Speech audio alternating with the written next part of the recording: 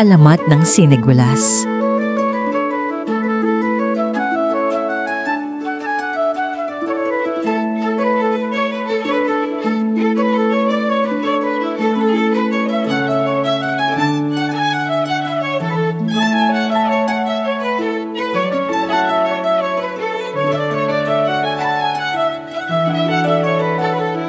Noong unang panahon, sa isang tahimik na baryo sa paanan ng bundok, may isang dalagang nagngangalang Sinegwa.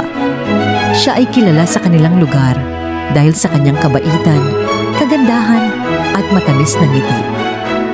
Marami ang humahanga sa kanya, ngunit isa lamang ang laman ng kanyang puso, ang binatang si Welas, isang masipag na magsasaka.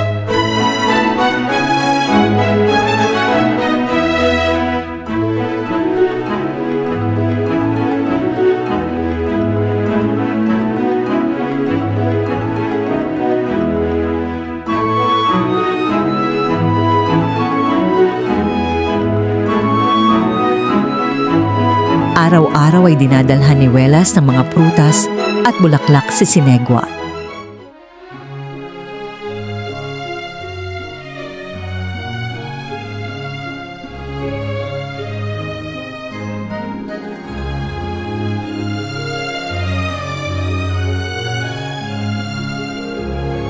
Kapag naman tag-init, sabay silang nagtutungo sa ilog upang mag-igib ng tubig.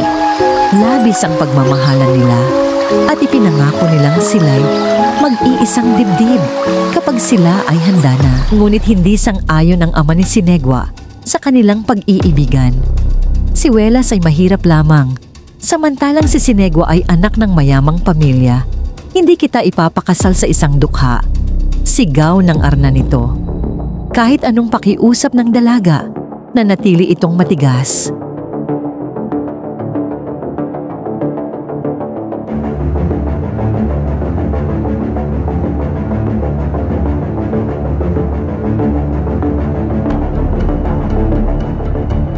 Isang gabi, nagpasya ang magkasintahan na tumakas. Nais nilang magsimula ng bagong buhay sa kabilang bayan.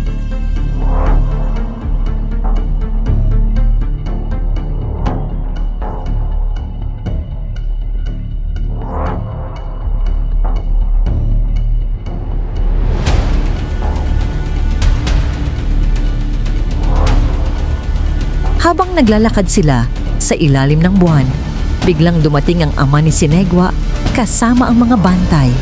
Sa takot, nagtago sila sa likod ng punong matanda sa gilid ng kagubatan. Ngunit bago pa sila tuluyang makatakas, tinamaan ng palaso si Welas.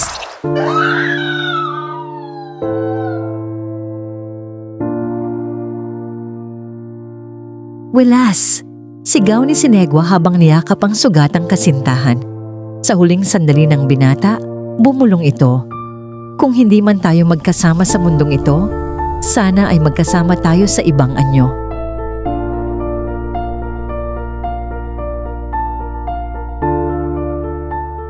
Labis ang kalungkutan ni Sinegwa.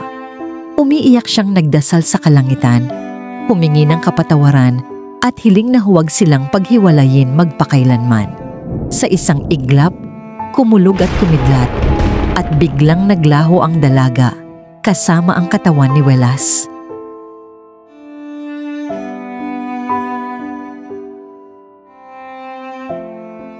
Kinabukasan, nagulat ang mga taga-baryo nang makita sa lugar na yon ang isang punong may bilog at mapulang bunga. Nang tikman nila ito, may kakaibang tamis sa tasim, parang nagtataglay ng halong lungkot at saya.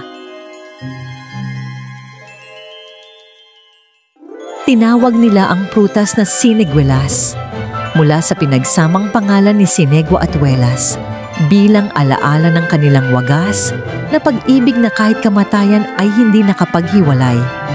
At mula noon, tuwing panahon ng tag-init, namumunga ang mga punong Siniguelas paalala ng pag-ibig na matamis, ngunit may bahid ng pait.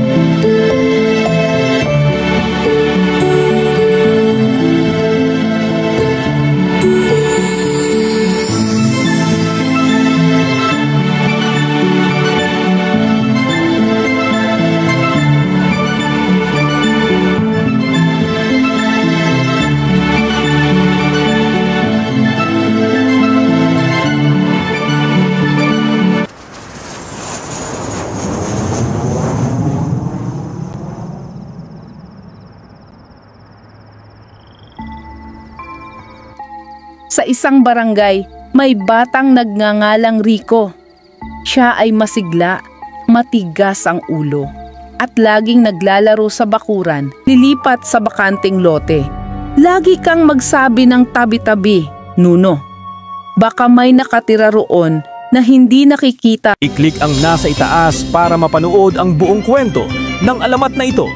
Maraming salamat. Hanggang sa muli.